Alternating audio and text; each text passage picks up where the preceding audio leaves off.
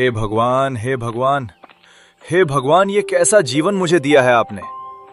इतनी गरीबी और इतना अकेलापन कि पूरे दिन भर काम करके भी मैं इतना नहीं कमा पाता कि 3 समय का भोजन कर पाऊं। ऊपर से मेरी गरीबी देखकर तो कोई बाप अपनी लड़की मेरे हाथ में ना दे। अरे क्यों देगा कोई, इतनी गरीबी है। क्या मैंने अपने पिछले जन्म में इतने बुरे काम किए हैं भगवान कि मेरे नसीब में सिर्फ अकेला रहना और भूखा रहना ही लिखा है। लकड़हारा अपने जीवन को और किस्मत को बहुत ही कोसता है और लकड़ियों को देने अपने मालिक के पास चला जाता है।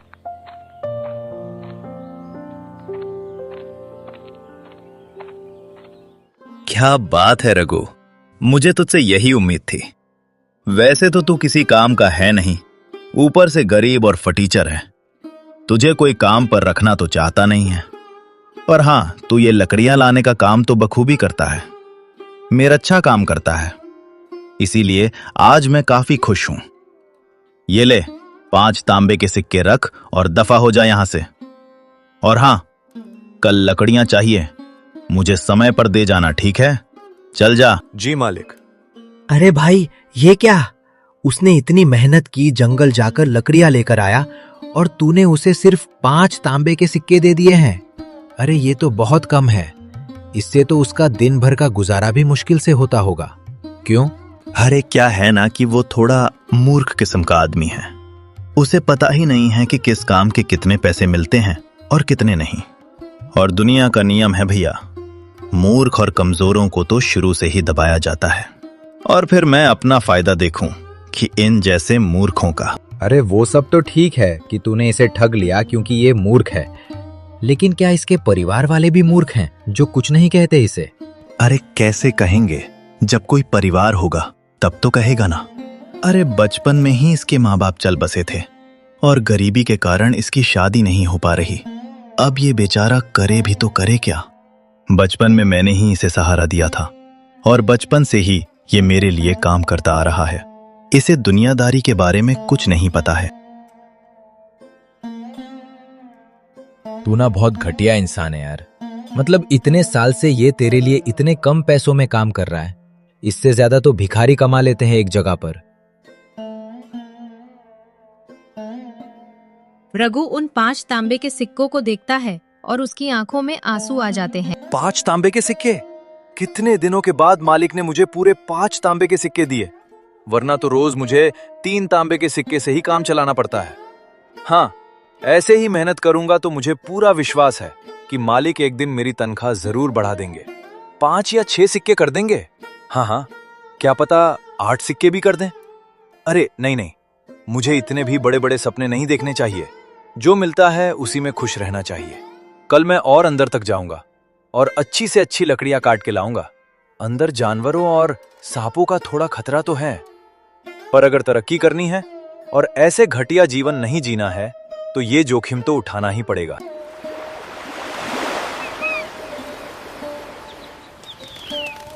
अगले दिन वो सुबह जल्दी उठता है और सबसे पहले मंदिर जाता है। ओम। हे भगवान, मैं आपकी रोज पूजा करता हूँ, रोज आपके सामने अपनी समस्या लेकर आता हूँ। कभी तो मेरी बात सुन लिया करो ना भगवान, क्योंकि मुझे ज्यादा कुछ नहीं चाहिए। बस इतना ही तो कह रहा हूँ ना, मेरी तनख्वाह बढ़ा दीजिए और एक अच्छी सी जीवन संगनी दिला दीजिए। बस फिर मैं आपसे कुछ नहीं मांगूंगा, पक्का वादा है मेरा। बस मेरी ये विनती सुन लीजिए। अरे बेटा, आज तुम जल्दी आ गए, क्या बात है? कुछ खास है क्या? ये लो प्रसाद लो और फिर बताओ क्या बात है जी, प्रसाद के लिए धन्यवाद पंडित जी। आज ना मैंने सोचा है कि मैं जंगल के काफी अंदर जाऊंगा लकड़ियां लेने के लिए, क्योंकि जंगल के अंदर ना थोड़े अच्छे किस्म की लकड़ियां मिलती हैं पंडित जी। अगर मैं उन लकड़ियों को काट कर लाऊंगा तो मालिक खुश हो जाएंगे। क्या पता वो मेरी तनख्वाह बढ़ा दें। अरे तनख्वाह ना भी बढ़ाए तो कम से कम इनाम तो दे ही देंगे ना, अच्छी लकड़ियां देखकर। हाँ, जंगल के अंदर? नहीं बेटा, जंगल के अंदर मत जाओ, वहां खतरा है। जंगल ही जानवर और जहरीले सांपों से भरा है वो। अगर तुम जिंदा ही नहीं लौटोगे तो फिर पैसों का क्या करोगे? ओह, परंतु पंडित जी, मैं आखिर जिंदा रहकर भी क्या करूंगा? ऐसी जिंदगी से तो अच्छा है कि मैं मरी जाऊं। मैंने पहले भी जंगल के अंदर जाने की सोची थी, पर कभी हिम्मत नहीं हुई। पर आज मेरे अंदर का शेर जाग गया है। मैंने फैसला कर लिया है, या तो मैं अच्छी जिंदगी जीऊंगा या मैं जीऊंगा ही नहीं। और मैं ऐसी जिंदगी नहीं जी सकता पंडित जी। मैं परेशान हो गया हूं, सही बता रहा हूं। अब या तो भगवान को मेरी सुननी पड़ेगी या मैं खुद ही भगवान के पास चला जाऊंगा। हाँ, मुझे पता है बेटा कि तुमने अपने जीवन में बहुत दुख देखे हैं। अगर तुम्हारी जगह कोई होता तो उसने अब तक तो हार मान ली होती। पर बेटा, अगर तू जंगल के अंदर जा ही रहा है तो एक बार माँ के मंदिर जाकर जरूर आना। मैंने सुना है कि जंगल के अंदर माँ का एक मंदिर है। लोग कहते हैं कि जिसने भी माँ के दर्शन किए वो कभी खाली हाथ नहीं लौटा, उसकी इच्छा अवश्य पूरी होती है। इसलिए सिर्फ एक बार उस मंदिर के अंदर जाना और सच्चे दिल से अपनी इच्छा मांगना, तुम्हारी इच्छा भी जरूर पूरी होगी। देख लेना बेटा। जी पंडित जी, जैसा आप कहें, मैं मंदिर के अंदर भी जरूर जाऊंगा। ऐसा कहते ही लकड़हारा जंगल की ओर निकल जाता है। ओह, डर तो लग रहा है, पर यही मौका है कुछ कर दिखाने का। बस एक बार अच्छे किस्म की लकड़ी मिल जाए, फिर जल्द से जल्द निकल आऊंगा। लकड़हारा को थोड़ा डर लग रहा था, लेकिन बचपन से ही वो जंगलों के अंदर काम करने की वजह से उसका अनुभव काफी बढ़ गया था। इसलिए जंगल के अंदर जाने में उसे उतनी दिक्कत नहीं हो रही थी। वो इस बात का काफी ध्यान रख रहा था कि कहीं कोई जंगली जानवर न देख ले। जंगल के अंदर चलते चलते उसे अचानक से ही माँ का मंदिर मिल जाता है, जो पूरी तरह से वीरान पड़ा था। अरे बाप रे बाप, ये क्या? ये माँ का मंदिर तो पूरा खंडहर लग रहा है, और यहाँ इतनी सारी ये जाली क्यों लटक रही है? ओ, लगता है कि इन जंगली जानवरों और जहरीले सांपों की वजह से यहाँ कोई आता जाता नहीं है। मुझे माँ का आशीर्वाद लेने से पहले मंदिर को साफ कर देना चाहिए। क्या पता खुश होकर माँ मेरी मनोकामना सच में पूरी कर दे। उसके बाद लकड़हारा माँ के मंदिर को साफ करने लग गया। ओम। हे माता, आपको तो मेरे बारे में सब कुछ पहले से ही पता होगा, फिर भी मैं आपको बता देता हूँ। मैं बहुत ही गरीब हूँ। इतनी मेहनत करने के बाद भी मुझे 2 समय का खाना भी ठीक से नहीं मिलता। कभी कभी तो मुझे भूखा ही रहना पड़ता है। मेरी गरीबी के कारण मेरी शादी नहीं हुई, और अब तो मुझे कोई उम्मीद भी नहीं है। धीरे धीरे मेरी जीने की इच्छा भी खत्म होती जा रही है। अब आप ही मेरी मदद कीजिए माँ, आप ही मेरी आखिरी उम्मीद है। मुझे पूरी उम्मीद है कि जब मैं यहाँ से अच्छी किस्म की लकड़ियां लेकर जाऊंगा तो मुझे इसकी अच्छी कीमत मिलेगी, और फिर मैं रोज यहाँ लकड़ियां लेने आया करूंगा, ताकि मैं अपनी गरीबी से थोड़ा बाहर आ सकूं।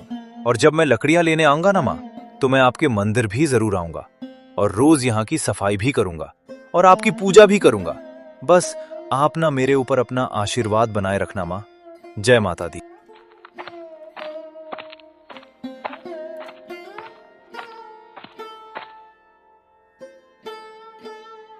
ऐसा कहते ही लकड़हारा मंदिर से निकलने के बाद लकड़ियां काटने लगा, और जब उसका लकड़ी काटने का काम पूरा हुआ तो वो अपने मालिक के पास पहुंचा। वहां पर 2-3 लोग खड़े थे, और वो भी लकड़ी के व्यापारी थे। हाँ मालिक, मैं जंगल के आज ना बहुत अंदर तक गया और आपके लिए उच्च किस्म की लकड़ियां लेकर आया हूँ। तो मालिक, क्या आप इसके लिए मुझे ज्यादा सिक्के दे सकते हैं ना? अरे वाह वाह वाह वाह वाह, तुमने तो भाई कमाल कर दिया रघु। जंगल के अंदर तो बड़े से बड़ा लकड़हारा भी जाने से डरता है, पर तुम, वाह, तुमने तो आज मेरा दिल खुश कर दिया। और इसीलिए मैं तुम्हें पूरे 3 नहीं, 4 नहीं, 5 नहीं, बल्कि पूरे 8 तांबे के सिक्के दूंगा। हाँ, 8 तांबे के सिक्के? क्या आप सच कह रहे हैं मालिक? क्या आप सच में मुझे इतने सारे पैसे देंगे? मुझे तो विश्वास नहीं हो रहा। आपका बहुत बहुत धन्यवाद मालिक। मैं आपको रोज जंगल के अंदर से ऐसी और लकड़ियां लाकर दूंगा। आप उसके भी 8 तांबे के सिक्के देंगे ना मालिक? अरे हाँ हाँ रघु रे, क्यों नहीं। अरे तू भी क्या याद करेगा कि किस दिलदार मालिक से तेरा पाला पड़ा है। उन दोनों की बात सुनते ही वहां खड़े सारे लोग हंसने लगे और मजाक उड़ाने लगे।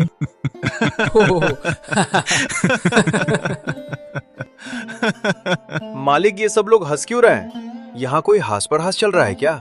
अरे तुम इन सब बातों पर ध्यान मत दो। देखो रघु, ये सब थोड़े पागल किस्म के लोग हैं, सबका मजाक उड़ाते रहते हैं। तुम बस अपना काम करो और रोज जंगल से मुझे अच्छे किस्म की लकड़ियां लाकर दे दो। फिर देखना, एक दिन तुम भी बहुत पैसे कमाने लगोगे। हाँ। जी मालिक, जैसा आप कहें मैं रोज आपके लिए लकड़ियां लाता रहूंगा। आपके इस उपकार के लिए धन्यवाद मालिक, धन्यवाद धन्यवाद। लकड़हारा वहां से जाने लगा।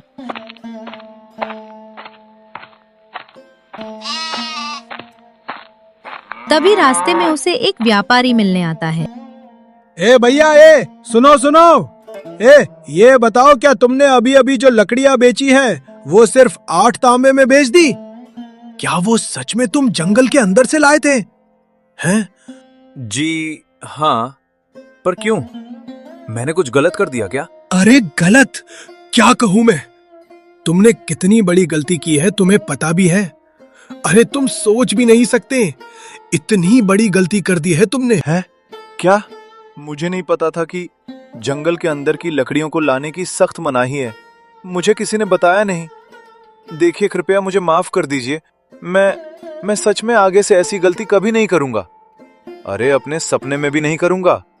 माफ कर दीजिए। अरे बेवकूफ गधे, जंगल की लकड़ियां काटने के लिए मैं नहीं डांट रहा हूं। तुमने जो इन कीमती लकड़ियों को मात्र 8 तांबे के सिक्के में बेच दिया, उसके लिए डांट रहा हूं। एक बात बताओ, तुम मामूली लकड़ियां काट कर लाते हो तो उन्हें कितने कीमत में बेचते हो? बताओ। जी 3 तांबे के सिक्कों में, और कभी कभी मालिक खुश होते हैं तो मुझे 5 तांबे के सिक्के दे देते हैं। ए भगवान, निहायती बेवकूफ इंसान हो। पता नहीं कैसे लकड़हारे हो। तुम्हें पता नहीं कि इन लकड़ियों की क्या कीमत चल रही है बाजार में? अरे मामूली लकड़ियों की कीमत 2 चांदी के सिक्के हैं। हाँ, 2 चांदी के सिक्के? नहीं नहीं नहीं, आप मजाक कर रहे हो ना। यहाँ मालिक मुझे 10 तांबे के सिक्के भी नहीं देते हैं, और आप कह रहे हैं कि 2 चांदी के सिक्के, यानी 200 तांबे के सिक्के। अरे हाँ गधे, और तुम्हें ये जानकर बड़ा अफसोस होगा कि जो कीमती लकड़ियों को तुमने 8 तांबे के सिक्कों में बेचा है ना, उसकी कीमत 8 तांबे के सिक्के नहीं बल्कि 8 चांदी के सिक्के हैं। और अगर तुमने जंगल के और अंदर जाकर झील के उस पार की लकड़ियां लाई तो उनकी कीमत 2 या 3 सोने के सिक्के हो सकती हैं। समझे? लकड़हारा ये सब सुनकर बेहोश हो गया। व्यापारी उसे अपने घर ले आया। कुछ देर बाद लकड़हारा होश में आता है। ए भाई, ए सुनो, तुम ठीक तो हो ना रघु? अरे भाई, अचानक से बेहोश क्यों हो गए? हाँ हाँ, आपकी बातें सुनकर तो मुझे यकीन नहीं हो रहा कि मालिक ने मेरे साथ ऐसा किया। जब मेरे माता पिता मुझे छोड़कर भगवान के पास चले गए, तब मालिक ने ही मुझे सहारा दिया था। अगर वो नहीं होते तो शायद मैं कभी लकड़हारा नहीं बनता और कहीं बैठकर यहाँ वहां भीख मांग रहा होता या मर चुका होता। मुझे उन पर खुद से भी ज्यादा भरोसा था। उनके सिवा और मेरा था ही कौन? लेकिन उन्होंने भी मेरा फायदा उठाया, मेरा भरोसा तोड़ा। मुझे तुम्हारे लिए कहूं तो दिल से बुरा लग रहा है। मैं समझ सकता हूं कि तुमने अपने जीवन में कितनी तकलीफें सही होंगी। अरे पर मुझे समझ में नहीं आ रहा कि आपने मुझे ये सब बताया क्यों? मतलब मेरा मतलब है कि आप भी चाहते तो उनकी तरह मेरा इस्तेमाल कर सकते थे। थोड़े से ज्यादा सिक्के देकर आप काम करवा सकते थे। तो फिर आपने ऐसा क्यों किया? मुझे क्यों बताया? देख बेटा, अगर कुछ लोग ठग या बुरे हो तो इसका मतलब ये नहीं होता है कि सब वैसे ही हो। मैं एक ईमानदार व्यापारी हूँ। मैं कभी भी किसी को ज्यादा रकम नहीं देता, लेकिन कम भी नहीं देता। समझे? अब देखो, जो हो गया सो हो गया। तो क्या अब तुम मेरे लिए काम करना चाहोगे? मैं तुम्हें लकड़ियों के सही दाम दूंगा और तुम बहुत ही जल्द अपनी गरीबी से बाहर हो जाओगे। अब तुम्हें ये घिसी पिटी जिंदगी जीने की कोई जरूरत नहीं है। बताओ, क्या कहते हो तुम? काम करोगे मेरे लिए? अरे हाँ जी जी, क्यों नहीं। मैं आप लोगों के साथ काम करने से भला कैसे मना कर सकता हूँ। आपने मुझे सही राह दिखाई है। पर देखिए, चांदी के 8 सिक्के तक तो ठीक था, परंतु 2 या 3 सोने के सिक्के, वो भी केवल लकड़ियों के लिए, ये कुछ ज्यादा नहीं हो गया? बिल्कुल भी नहीं, क्योंकि इन लकड़ियों का इस्तेमाल केवल और केवल राजमहल के लोग और कुछ गिने चुने अमीर लोग ही करते हैं। क्योंकि यह कोई आम लकड़ियां नहीं होती हैं। ये बहुत ही खास और गुणवत्ता वाली लकड़ियां होती हैं। और ये लकड़ियां मिलना उतना ही कठिन है जितना रेगिस्तान में पानी मिलना। क्योंकि ये लकड़ियां उस खतरनाक जंगल के अंदर पाई जाती हैं। वहां भी झील के उस पार, जहां एक से एक खतरनाक खतरनाक जंगली जानवर और जहरीले जीव जंतु रहते हैं। इन लकड़ियों को लाने एक खास लोगों की टुकड़ी जाती है, जो युद्ध में माहिर हो और जानवर के बारे में विशेष जानकारी रखते हो। कोई आम आदमी कभी भी उन लकड़ियों को नहीं ला पाएगा, और हाँ, अगर लाने की कोशिश भी की जाए तो वह अपनी जान से हाथ धो बैठेगा। अब बताओ भला, अगर तुम उन लकड़ियों को लाने में सफल रहे तो तुम एक दिन अमीर बन जाओगे। तुम्हें किसी प्रकार की कोई दिक्कत नहीं होगी। लेकिन हाँ, मेरी सलाह मानो तो झील के उस पार कभी जाने के बारे में सोचना भी नहीं। भले ही तुम्हें थोड़ा समय लगे अमीर होने में, पर वो लकड़ियां तुम्हारे जान से कीमती तो नहीं है ना भाई। क्यों? सही कहा ना मैंने? जान है तो जहान है ना? हाँ हाँ हाँ हाँ, मैं समझ गया व्यापारी जी। आपके लिए कल मैं जंगल के अंदर से 8 चांदी के सिक्के वाली लकड़ियां लाकर दे दूंगा। हाँ हाँ, लेकिन ध्यान से जाना, और हाँ, झील के उस पार जाने की सोचना भी मत, ठीक है? हाँ हाँ जी जी, मैं समझ गया।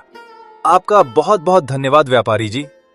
वैसे मैं आपको क्या कहकर पुकारूं, मालिक या व्यापारी जी? तुम मुझे व्यापारी जी कहकर पुकारो, क्योंकि तुम मेरे गुलाम नहीं हो, तुम आजाद हो।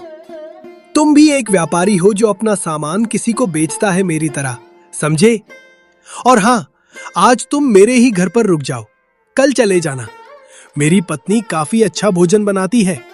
अरे एक बार खाकर तो देखो, तुम्हें जरूर पसंद आएगा। हाँ, पर व्यापारी जी। अरे परवर और पर कुछ नहीं, मैंने कह दिया तो कह दिया। तुम आज यहीं से भोजन करके जाओगे, बस बात खत्म। ठीक है, अब ज्यादा बातें नहीं। अरे भाई, तुम मेरे मेहमान हो, और अपने मेहमान की खातिरदारी के बिना कहीं हम जाने नहीं देते हैं उसे, समझे? काश आप मुझे पहले मिल चुके होते तो कितना अच्छा होता। आप कितने अच्छे हैं।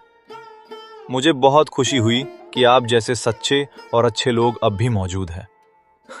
मैं बहुत खुश हूँ आज।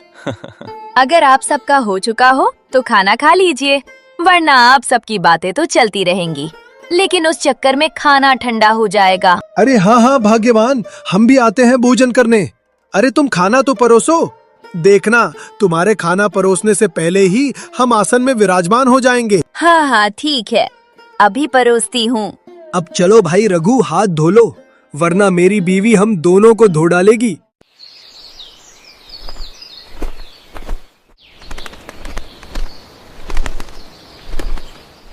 अब लकड़हारा जंगल जाने के लिए अनुमति लेता है। हाँ तो ठीक है व्यापारी जी, अब मैं चलता हूँ, और आज शाम तक आपको लकड़ियाँ काट कर देता हूँ। हाँ ठीक है, पर अपना ध्यान रखना और ज्यादा लालच में आके जोखिम मत उठाना। हाँ ठीक है व्यापारी जी, अब मैं चलता हूँ। ऐसा कहते ही लकड़हारा जंगल के अंदर चला जाता है।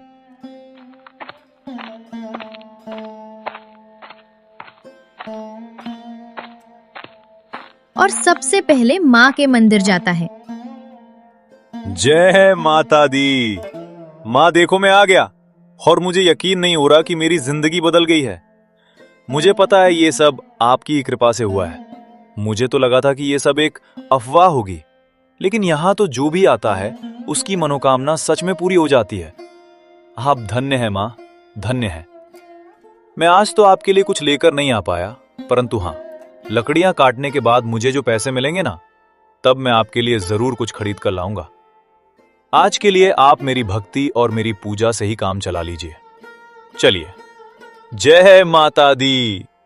ऐसा कहते ही लकड़हारा लकड़ियां काटने लगता है और लकड़ियां इकट्ठा करने लगता है, पर उसका मन बार बार झील के उस पार जाने का करता है। अरे ये क्या हो रहा है? मेरा मन बार बार झील के उस पार जाने के लिए क्यों कर रहा है? कहाँ मुझे मात्र 3 या 5 तांबे के सिक्के मिलते थे, और कहाँ अब मुझे पूरे 8 चांदी के सिक्के मिलने वाले हैं। मुझे तो इसी खुशी में खुश रहना चाहिए। मैं कहाँ लालच में आ रहा हूं? नहीं नहीं नहीं नहीं, लालची तो मैं पहले नहीं था। मुझे अब भी लालच नहीं करना चाहिए। लेकिन क्या इतने पैसों की बात सुनकर मेरे मन में लालच जाग गया है क्या? ओहो, मुझे खुद को संभालना चाहिए। लेकिन मैंने माँ से तो कहा है कि मैं माँ के लिए कल कुछ खरीद के लाऊंगा। अगर मैं झील के उस पार गया और बचा ही नहीं, तो माँ के लिए क्या कुछ ला पाऊंगा। इतनी मुश्किल से अब मेरी किस्मत बदली है। मैं ज्यादा लालच के चक्कर में ये जीवन गवा नहीं सकता। नहीं भाई, नहीं नहीं। लकड़हारा ने कैसे भी करके अपने मन को शांत किया और लकड़ियां लेकर व्यापारी के पास गया। हाँ, ये लीजिए व्यापारी जी, आपकी लकड़ी मैं ले आया। अरे रघु, तुम? मैं अभी तुम्हारी ही बात कर रहा था। मेरी बात कर रहे थे? मैं कुछ समझा नहीं। अरे हाँ, वो क्या है ना कि मुझे तुम्हारी चिंता हो रही थी।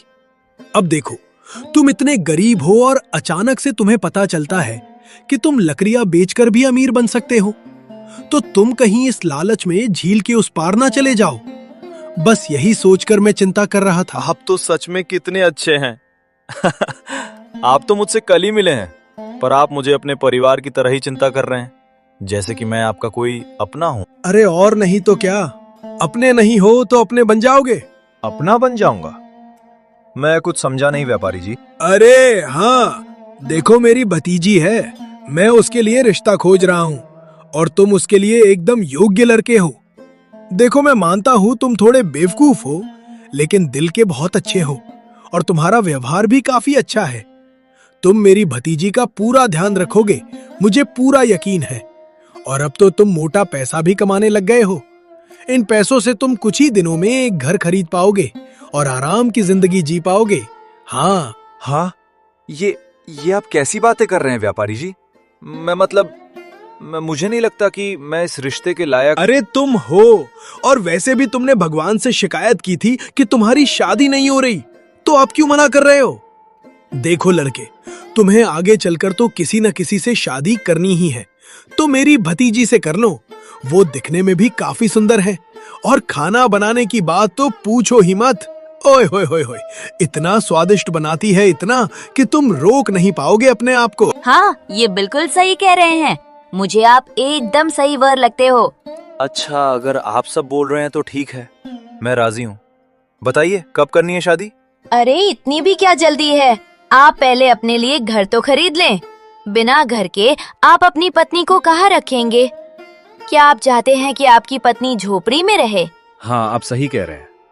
मैं पूरी मेहनत करूंगा और एक अच्छा सा घर खरीदूंगा, ताकि मेरी होने वाली पत्नी को कभी किसी कोई चीज की कमी ना हो, चिंता ना हो। मुझे पता था कि आप मेरी भतीजी के लिए एकदम उत्तम वर है। मुझे आपसे यही उम्मीद थी। अरे आइए आइए, हम रिश्तेदार बनने वाले हैं, गले लगिए, आइए।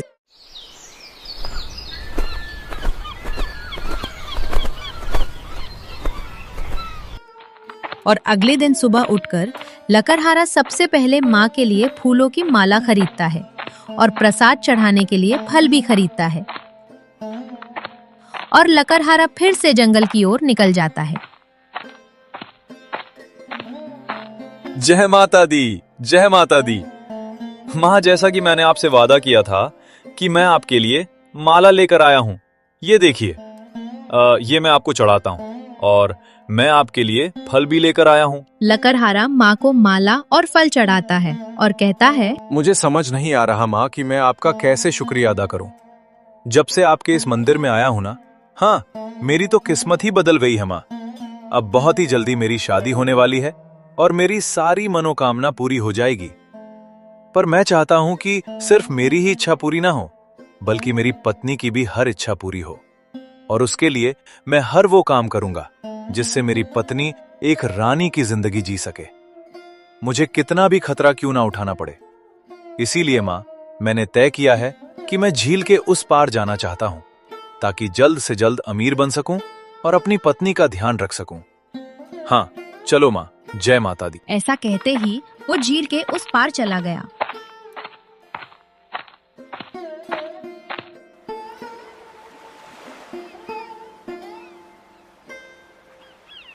रात हो गई, लेकिन लकड़हारा व्यापारी को लकड़ी देने अभी तक नहीं आया। अरे लकड़हारे ने आज तक कभी लकड़ी देने में देर नहीं की, फिर आज इतनी देर कैसे हो गई? कहीं वो... शुभ शुभ कहिए, ऐसा नहीं हो सकता। मुझे लगता है कि आज वो लकड़ी लाने गए ही नहीं होंगे। आप हिम्मत रखिए। काफी रात हो जाती है, पर लकड़हारा वापस नहीं आता। उन्हें लगता है कि शायद वो आज लकड़ी लाने नहीं गया होगा।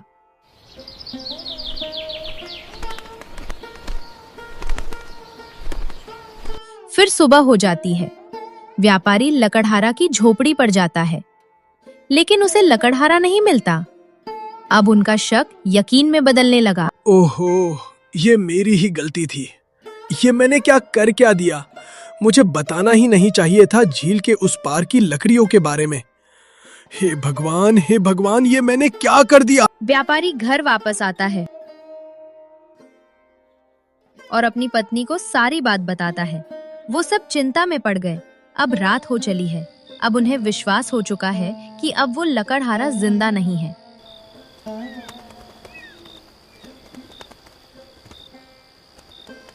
तभी अचानक से एक आदमी दूर से चला आ रहा था और काफी घायल लग रहा था। उसे काफी चोटें भी आई थी। जब वो नजदीक गए तो पता चला कि वही लकड़हारा है। जैसा मैंने सोचा था, तुम सच में एक निहायती बेवकूफ हो।